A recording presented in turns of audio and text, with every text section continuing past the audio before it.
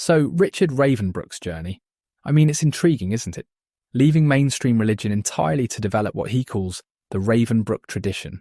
It's all about self-discovery and enlightenment. Quite a radical shift, don't you think?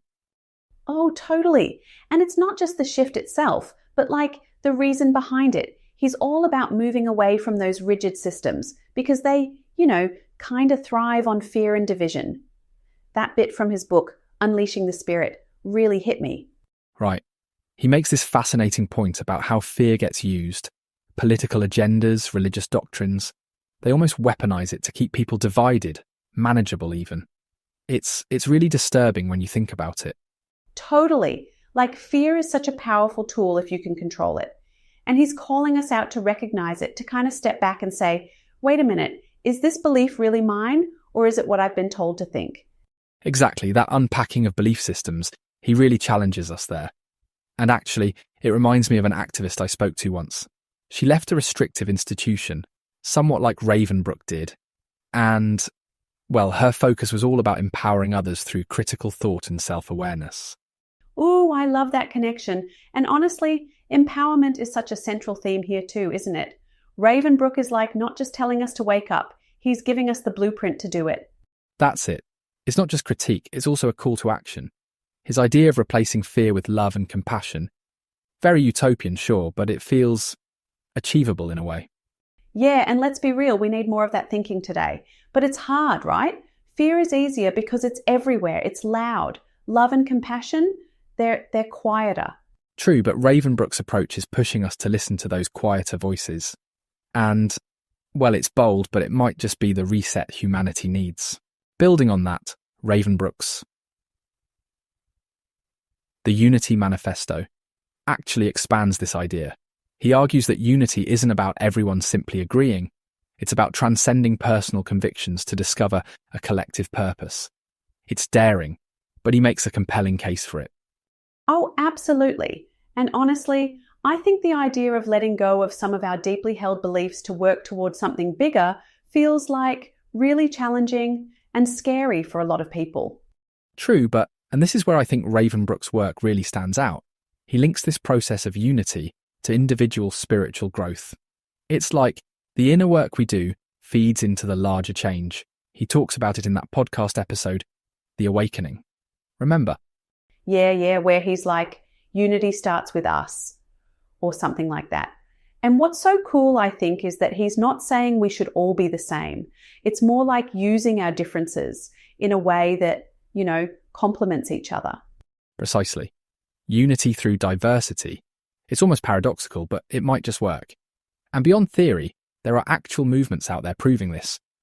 Have you got an example? Oh, yeah. So in Melbourne, where I'm from, there was this project a few years ago, kind of this art initiative. It brought together two groups that were, notorious for butting heads, like complete opposites. But they worked on a huge mural together, and the process, it forced them to sit down, talk, and even share meals. That's fascinating. Did it actually work? Like, was there lasting change? It did. And not just between those groups specifically. I mean, the broader community kind of rallied around them. Like, suddenly these rivals weren't just factions anymore. They were seen as, neighbours again. That, right there, neatly embodies Ravenbrook's vision. You transcend the conflict and reimagine relationships through shared purpose. It's transformative. That's such a great example, Ruby. It got me thinking, though. There's this odd parallel I can't shake. Ravenbrook's call for authentic spirituality and proving we're human online with those annoying captures. Oh no, don't even get me started on captures, those little warped letters, or worse, click the traffic lights. Like, do I need an advanced degree just to log in somewhere? Exactly. It's almost like we're being tested. Can we, as humans, accurately identify mundane objects? And if we fail? Well, the irony, right? Apparently we're not human enough for the system. I reckon half the time even AI couldn't pass those tests. But okay, let's tie it back to Ravenbrook. He's asking in a way for a spiritual capture, yeah? Prove your authenticity. I like that. A spiritual capture. But instead of traffic lights or, crosswalks, he's asking us to demonstrate love, compassion, self-awareness. It's more subjective, crucially human things. Sure, but way harder to fake, right? Like if you're not genuine, people catch on. And in life, there's no refresh capture button if you mess it up. Very true.